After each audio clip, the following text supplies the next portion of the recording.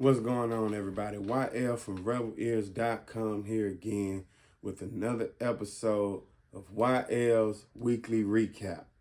So last week we jumped into, of course, Falcons game. We had another gig that we did, but the hurricane really took the bulk of the week away towards the end of the week. It was still a great week, still a booked and busy week for me.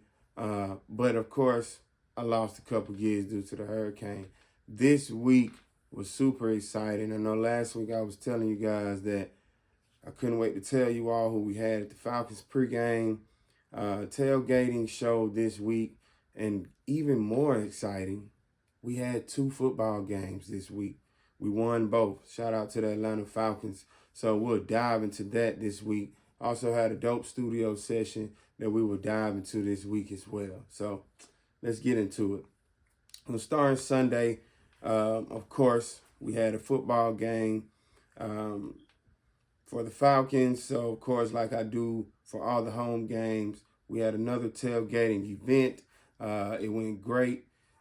If you're not aware of this group, I'm going to break it down for you. But we had Shop Boyz show up to the pregame tailgating on Sunday. All right, so the group Shop Boyz came. If you're not familiar with Shop Boyz, they are an Atlanta-based group.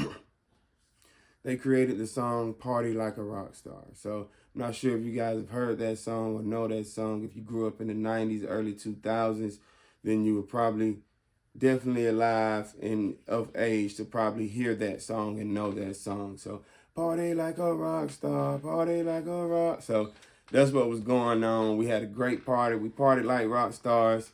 We turned up at the pregame tailgating with Shop Boyz on Sunday. The Falcons going to the stadium to win the football game. It's always lovely to be doing these gigs because, like I said, you know, sometimes it's bigger than the money that we make for these gigs. Sometimes we just really love what we do, and we love the environment that we're in. We love the people that we meet and the different cool things we get to do, right? So it's always great when I can do a Falcons pregame tailgate turn up.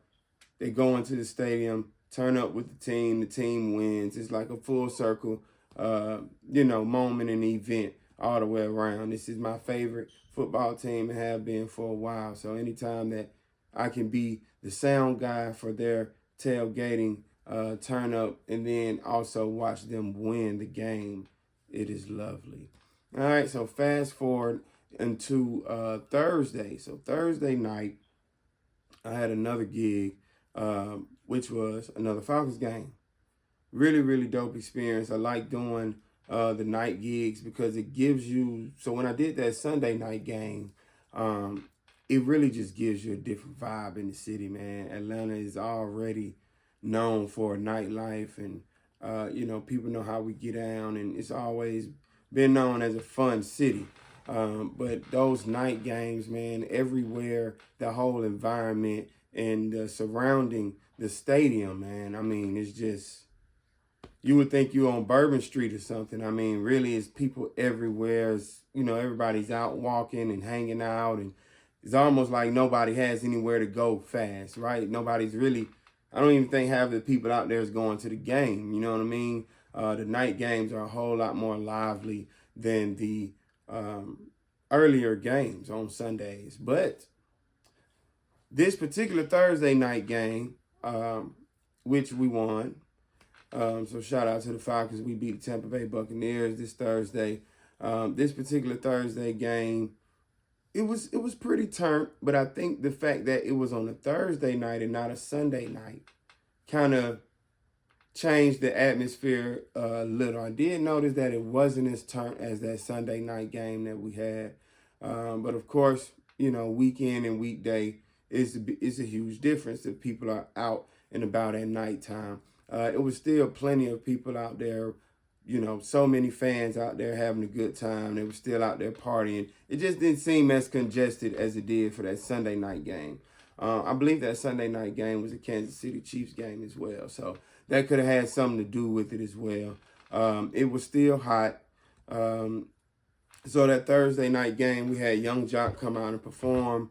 If you're not familiar with the artist Young Jock, he had a few hits You know, It's Going Down would be one of his biggest hits. Meet Me in the Mall, It's Going Down. All right, so Young Jock came out. He performed a couple songs, a couple of his hits. It was really cool, man. He grabbed some kid out of the crowd and let the kid come on stage with him and turn up and have a good time. It's always cool to see artists interact with the fans, of course, the pictures and all of that, and meeting the fans and, talking to the Falcons fans. And also those same Falcon fans are fan of these artists that grace the stage. So it's always good to see artists just be down to earth and showing love to the people. So Young Jock performed. Like I said, he had like I don't know, maybe the kid was like 5 or 6. He just pulled him out the crowd and let him have his moment. So that was cool. Of course, we ended up going and beating the Tampa Bay Buccaneers in overtime. So that was lovely. And the best thing of all, what I love to talk to you guys about more than anything, was the end of my week ended with a beautiful, great studio session. So I had this producer come in on Friday. Producer came in, he wanted to book 3 hours. Usually this producer, I work with him a lot. This producer brings in different artists with him, and we'll kind of just sit down and collab all together and create music. But this particular studio session, it was just me and producer. He just wanted to come in, get that studio vibe, and get some production done. This producer, he specializes in pretty much every genre, man. I'm really amazed at how wide his range touches when it comes to production. He is a real musician. He plays multiple instruments. So, we were in the studio, and the last few times we've been in the studio, he's been kind of previewing his different beats. So he's getting into this go-go feel. If you're from DC or DMV area, you guys know what I'm talking about, getting into that go-go style of production. Also getting into EDM, electronic dance music, and house music type of production as well. Of course, he's still doing hip-hop and R&B and different things of that nature. He does reggae as well, or Afro beats. But he's diving into this EDM vibe, this whole house music, dance music, go-go style music. Just a new vibe for him. So we came to the studio. He recorded on his own MPC. He had his own laptop. He made his beat. He sent it to me. I pulled it up in Pro Tools. And on top of that beat, he went in, he recorded some congas. We recorded some shakers, and we had some clickers and it was about 4 or 5 different instruments. I think we had some bells as well. So we recorded a lot of different instruments on top of the beat that he just made. And it was a house music type of beat. And man, it was really cool for me. I'm always a fan of recording instruments. I didn't have any special microphones. I took the Manley cardioid microphone that's already in the room, and I just angled it towards the instruments. I mean, the preamp is really, really good on that Manley cardioid. It's coming through an API, and it's coming through I think it's a SGI or AGI, something like that, preamp. And then, so the mic is great. The vocal chain is really, really well. It's really strong. So it picked up the instruments really well. I still had plenty of headroom so I can play with instruments and Pro Tools. It was really cool, man. The name of this producer is Dre Nitty. I think his social media handles is Dre Nitty Got Beats, I want to say. Something like that. Dre Nitty Got Beats, I believe. And really dope producer. He makes everything from scratch. Like, he comes in the studio, we have an artist in the booth, and he's at the desk making more music, making more beats, sending me beats freshly, and we send an artist into the booth to record on these same beats that he just made in the studio session. So if you're looking to work with a producer like that, say something in the comments, and I definitely try to get you guys in contact with Dre Nitty. And yeah, man, that's pretty much my whole week. 2 Falcons games. Shop Boyz came through, sounded great. Young Jock came through, sounded great. There was another performance. I'm not sure who these artists were, but there was another 4 artist group that came up after Young Jock, and they performed as well. Not sure who they were, or I've never heard their song, but it was kind of like an Atlanta Falcons based song, so it fit the theme. It was cool. It sounded great. No feedback. 4 people on stage, 4 microphones, hot, loud, because we're outside and projecting really, really far.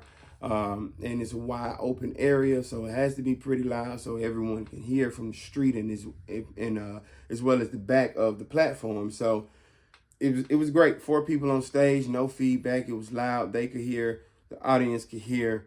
Everything worked out the way it was supposed to. And then Friday, super dope studio session. Not really the normal studio session that I would have, but it was still fun. I enjoyed it. I made money doing things that I love this week. As always, be inspired.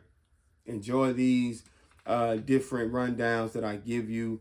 This right here is you guys becoming a part of my history. As you guys continue to watch these videos, you will continue to see my career grow and continue to see me doing bigger and better things. So thank y'all for the support. If you supporting me and sending me good vibes, I appreciate it always. Thank y'all for supporting the channel. Thank y'all for supporting Rebel Ears Ray and our company and our website and then everything to do with Rebel Ears. We appreciate it. Really, we really do. And like I said before, just be inspired, y'all, for all of those people chasing their audio dream, whether you're a DJ, whether you're a producer, an engineer, an artist, a manager, I mean, whatever you're doing in the creative space, a content creator, whatever you're doing, do it wholeheartedly. Learn all you can learn, and it will become your reality. So until next time, until next week, refuse to sound ordinary.